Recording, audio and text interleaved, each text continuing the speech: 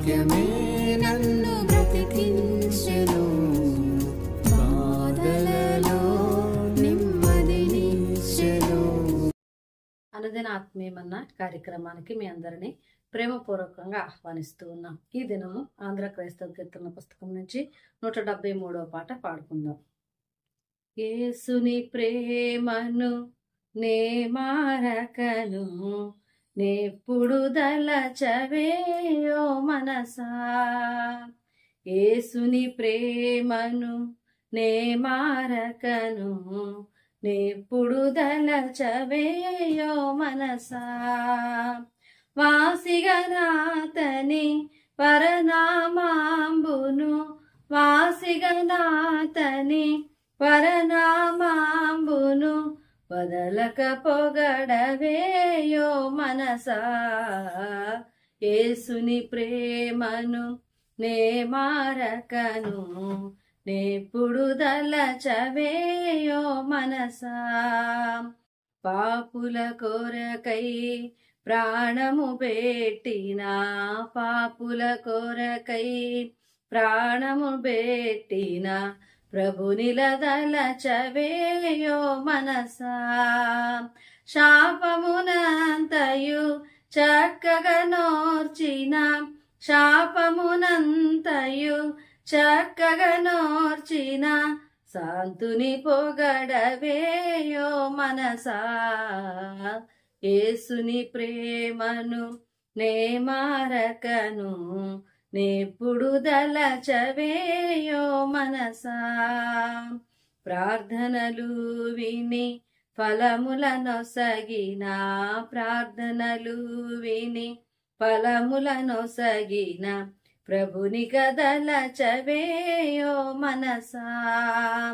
వర్ధన గోరుచు శ్రద్ధతో దిద్దిన, వర్ధన గోరుచు శ్రద్ధతో దిద్దిన, వంద్యుని పొగడవేయో మనసా.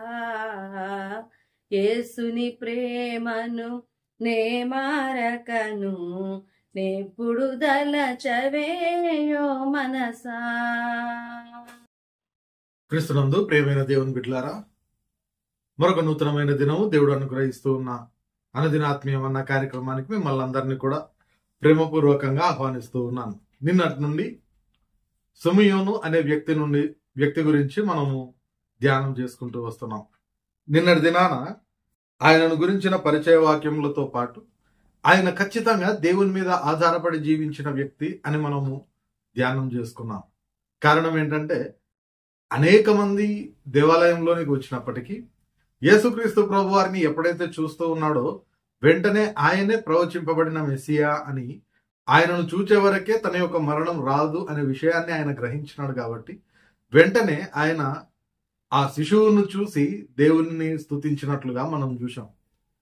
ఈరోజు మరికొన్ని విషయాలను మనం జ్ఞాపకం చేసుకుంటే, ఈ సుమయోను అనే వ్యక్తి దేవుని యొక్క టైమింగ్ మీద ఖచ్చితమైన నమ్మకం పెట్టుకున్నాడు. కాబట్టి విశ్వాసంతో ఆయన ఎదురు చూసినాడు. కాబట్టి దేవుని యొక్క టైమింగ్ అది చాలా అక్యురేట్ గా ఉంటది. కరెక్ట్ గా సమయము అయినప్పుడే జరుగుతుంది. గలతీయులకు రాసిన పత్రికలో కూడా చెప్పబడుతూ ఉన్నమాట, కాలము సంపూర్ణమైనప్పుడు దేవుడు తన కుమారుని పంపెను అనే మాటను మనం చూస్తూ ఉన్నాం. కాబట్టి ఆ కాలం ఎప్పుడు సంపూర్ణమవుతుందో అప్పుడే దేవుడు కార్యం చేస్తాడు అని ఆయన ఖచ్చితంగా దైవికమైన సమయం కొరకు ఎదురు చూసిన వ్యక్తిగా మనం చూస్తూ ఉన్నాం. అయితే ఆ సమయం కొరకు ఆయన విశ్వాసంతో వెయిట్ చేస్తూ ఉన్నాడు. కారణం ఏంటంటే, ఆయనకున్న వరము ఆ ప్రవచింపబడిన వ్యక్తిని, లేకపోతే అతడు ప్రభు యొక్క క్రీస్తును చూడక మునుపు మరణము పొందడని అతనికి పరిశుద్ధాత్మ చేత బయలుపరచబడి ఉండెను అని మనం చదువుకున్నాం. కాబట్టి ఆయన ఎప్పుడు చూస్తాడో, ఎప్పుడో ఆ ప్రభు యొక్క క్రీస్తు జన్మిస్తాడో ఆయనకు తెలియదు. అయినప్పటికీ కూడా ఆ దినం కొరకు విశ్వాసంతో ఆయన ఎదురు చూసినట్లుగా మనం చూస్తూ ఉన్నాం. ఆ ఎదురు చూపులోనే దేవుని యొక్క టైమింగ్ మీద ఖచ్చితమైన నమ్మకము మనకు బయటపడుతుంది. మరొక విషయాన్ని మనం జ్ఞాపకం చేసుకుంటే, ఎప్పుడైతే ఆయన యేసుక్రీస్తు ప్రభు వారిని చూస్తూ ఉన్నాడో వెంటనే ఆయన ఒక శ్రేష్టమైన ప్రవచన వాక్యాన్ని చెప్పినట్లుగా మనం చూస్తాం. అప్పటి వరకు మరియ తల్లికి కూడా తెలియని కొన్ని విషయాలు దూత మరియతో మాట్లాడుతూ చెప్పిన మాటలు మనం చూస్తే మొదటి అధ్యాయంలో 26వ వచనం నుండి చూస్తే లూకాసు వార్తలో 28వ వచనం నుండి, ఆ దూత లోపలికి వచ్చి ఆమెను చూచి, దయాప్రాప్తురాలా, నీకు శుభము, ప్రభువు నీకు తోడై ఉన్నాడని చెప్పెను. ఆమె ఈ మాటకు బహుగా తొందరపడి ఈ శుభవచనం ఏమిటో అని ఆలోచించుకొనుచుండగా దూత, మరియా, భయపడకుము, దేవుని వలన నీవు కృపనొందితివి. ఇదిగో, నీవు గర్భము ధరించి కుమారుని కని ఆయనకు యేసు అను పేరు పెట్టుదువు. ఆయన గొప్పవాడై సర్వోన్నతుని కుమారుడు అనబడును. ప్రభు అయిన దేవుడు ఆయన తండ్రి అయిన దావీదు సింహాసనమును ఆయనకిచ్చును. ఆయన యాకోబు వంశస్థులను యుగయుగములు ఏలును. ఆయన రాజ్యం అంతము లేనిదై ఉండునని ఆమెతో చెప్పెను. అందుకు మరియా, నేను పురుషుని ఎరుగని దానని ఇది ఎలాగూ జరుగునని దూతతో అనగా, దూత, పరిశుద్ధాత్మ నీ మీదికి వచ్చును, సర్వోన్నతుని శక్తి నిన్ను కమ్ముకొనును గనుక పుట్టబో శిశువు పరిశుద్ధుడై దేవుని కుమారుడు అనబడును. ఇది మరియకు దూతకు మధ్య జరిగిన సంభాషణగా మనం చూస్తాం. అక్కడంతా కూడా యేసుక్రీస్తుని గురించి పాజిటివ్ గానే దూత మరియకు చెప్పినట్లుగా మనం చూస్తాం. అయితే సుమయోను అనే ఈ వ్యక్తి మాత్రము ఎప్పుడైతే యేసుక్రీస్తు ప్రభు వారిని చూస్తూ ఉన్నాడో వెంటనే దేవుడు లేదంటే దేవుని యొక్క ఆత్మ ఆయనను ప్రేరేపింపబడిన ప్రకారం ఆయన యేసుక్రీస్తును గురించిన ఖచ్చితమైన ప్రవచనాన్ని ఒకటి చెప్తా ఉన్నాడు.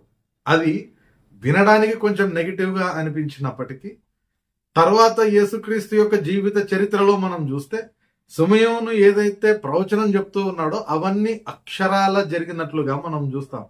ఆయన చెప్తూ ఉన్న మాటల్ని మనం చూస్తే లూకాసు వార్త 2వ అధ్యాయము 29వ వచనం నుండి మనం చూస్తాం. నాదా, ఇప్పుడు నీ మాట చొప్పున సమాధానముతో నీ దాసుని పోనిచ్చుచున్నావు. అన్యజనులకు నిన్ను బయలుపరచుటకు వెలుగుగాను, నీ ప్రజలైన ఇజ్రాయేలునకు మహిమగాను, నీవు సకల ప్రజల ఎదుట సిద్ధపరిచిన నీ రక్షణ నేను కన్నులారా చూచితిని అనే మాటను చెప్తూ ఆయన ఇంకా ఏమంటున్నాడంటే 34వ వచనంలో, సుమయోను వారిని దీవించి, ఇదిగో, అనేక హృదయాలోచనలను బయలుపడినట్లు ఇజ్రాయేలులో అనేకులు పడుటకును తిరిగి లేచుటకును వివాదాస్పదమైన గుర్తుగా ఈయన నియమింపబడి ఉన్నాడు. మరియు నీ హృదయంలోనికి ఒక ఖడ్గము దూసుకొని పోవునని ఆయన తల్లి అయిన మరియతో చెప్పెను. ఈ విధంగా నెగిటివ్ గా లేదంటే ఆయన జననం వలన మరియ యొక్క హృదయంలోనికి కత్తి దూసుకొని పోతుందని గాని, లేకపోతే అనేకులు పడుటకు తిరిగి లేచుటకు వివాదాస్పదమైన గుర్తుగా ఉంటాడని, ఈ విధంగా నెగిటివ్ సెన్స్ వచ్చే విధమైన మాట ఏది కూడా దూత మరియతో మాట్లాడలేదు. కానీ ఆ శిశువును చూడగానే సుమయోను ద్వారా దేవుడు ఈ మాటలు మరియకు తెలియజేస్తూ ఉన్నాడు. అయితే అది నెగిటివ్ గా కనిపించినప్పటికీ, ఒకవేళ ఆ మాటలు అప్పటికి మరియకు యోసేపుకు ఒకవేళ అర్థం కాకపోయినప్పటికీ, రాను రాను వారి యొక్క జీవిత చరిత్రలో లేకపోతే క్రీస్తు ఎదుగుతూ ఆయన మరణ పునరుద్ధానముల సమయానికి సుమయోను ప్రవచనము ఖచ్చితంగా వారికి అర్థమవుతుంది. ఏదైతే దేవుడు ఉద్దేశించి ఉన్నాడో, ఆ బిడ్డ పట్ల ఏ విధమైన ఖచ్చితమైన ఉద్దేశం కలిగి ఉన్నాడో, ఈ సుమయోను యొక్క ప్రవచనంలో అది ఖచ్చితంగా బయలుపరచబడింది. కారణం ఏంటి అనంటే ఆయన ఆత్మపూర్ణుడై ఉన్నాడు, పరిశుద్ధాత్మతో ఆయన నింపబడి ఉన్నాడు. కాబట్టి యేసుక్రీస్తు ప్రభు వారిని చూడగానే ఆయన ఆ వాక్యమును ఖచ్చితంగా చెప్పగలుగుతూ ఉన్నాడు. ప్రియమైన దేవుని బిడ్డలారా, మనము కూడా దేవునిలో ఖచ్చితంగా విశ్వాసంతో ఉండగలిగితే ఇటువంటి అనేకమైన విషయాలు దేవుడు మనకు కూడా బయలుపరిచేవాడుగా ఉంటాడు. ఆయనైతే దేవుని యొక్క టైమింగ్ ను ఖచ్చితంగా నమ్ముతూ ఉన్నాడు. ఆ సమయం పరిపూర్ణం కావడం కొరకు విశ్వాసంగా ఎదురు చూస్తూ ఉన్నాడు. అంత మాత్రమే కాకుండా యేసుక్రీస్తు ప్రభు వారు జన్మించిన అనంతరము ఉన్నట్టుగా దేవుడు ఏదైతే పరిశుద్ధాత్మ ద్వారా ప్రేరేపిస్తూ ఉన్నాడో ఆ ప్రేరేపణ ప్రకారము ఖచ్చితంగా ఆ మాటలు యేసుక్రీస్తు తల్లి అయిన మరియకు ఆయన తెలియజేస్తూ ఉన్నాడు. ప్రియమైన దేవుని బిడ్డలారా, దేవుని ప్రజలమని మనం చెప్పుకుంటూ ఉన్నప్పుడు దేవుడు మనల్ని ఏదైతే ప్రేరేపిస్తూ ఉన్నాడో దాని ప్రకారం ఖచ్చితంగా మనం ధైర్యంగా చేయబద్దులమై ఉన్నాం. సుమయోను ద్వారా ఈ విషయాలను మనం నేర్చుకుంటూ ఉన్నాం. కాబట్టి ఈ మాటలు మనం జ్ఞాపకం ఉంచుకొని దేవుని సమయం మీద మనం దృష్టి పెట్టి ఆ సమయం పరిపూర్ణమయ్యే వరకు మనము ఎదురు చూసే వాళ్ళుగా ఉండడానికి ప్రయత్నం చేయాలి. అంత మాత్రమే కాకుండా దేవుడు మనల్ని ఏదైనా ప్రేరేపించి ఒక పనిని అప్పగించినప్పుడు నమ్మకంగా దానిని జరిగించి దేవుని ద్వారా మెప్పు పొందుకున్నటకు ప్రయత్నం చేయాలి. సుమయోను ద్వారా ఈ మాటలు మనం నేర్చుకుంటూ ఉన్నాం. దేవుడు తన పరిశుద్ధ వాక్యంను మన వినికిడిలో దీవించునుగాక. ప్రార్థన చేసుకుందాం. పరిశుద్ధుడైన దేవా, ప్రేమగల మా తండ్రి, మరొక పర్యాయం నేటి దినాన సుమయోను ద్వారా మీరు మాతో మాట్లాడిన మరికొన్ని విషయాలను బట్టి నీకు వందనాలు చెల్లించుకుంటూ, ఆయన వలె మేము కూడా నీ సమయాన్ని నమ్ముతూ ఆ సమయం కొరకు విశ్వాసంతో ఎదురు చూసే వాళ్ళంగా ఉండడానికి కృప దయచేయమని వేడుకుంటూ, మరి ప్రత్యేకంగా నీవు మమ్మల్ని ప్రేరేపించి ఏది చెప్పమని చెప్తూ ఉన్నావు వాటిని మేము ఖచ్చితంగా నమ్మకంగా తెలియజేయడానికి, నీ స్వార్థను ప్రకటించడానికి నీ కృప మాకందరికి దయచేయమని వేడుకుంటూ ఉన్నాం. నేటి మా పని పాటలన్నింటిలో తోడుగా ఉండి క్షేమకరంగా నడిపించి, నిశ్చితమైతే ప్రభు రేపటి దినాన మరొక పర్యాయము నీవు అనుగ్రహించే అనుదినాత్మీయమన్న భుజించు కృపను మాకందరికి దయచేయమని యేసు పరిశుద్ధ నామమున ప్రార్థిస్తున్నాం తండ్రి.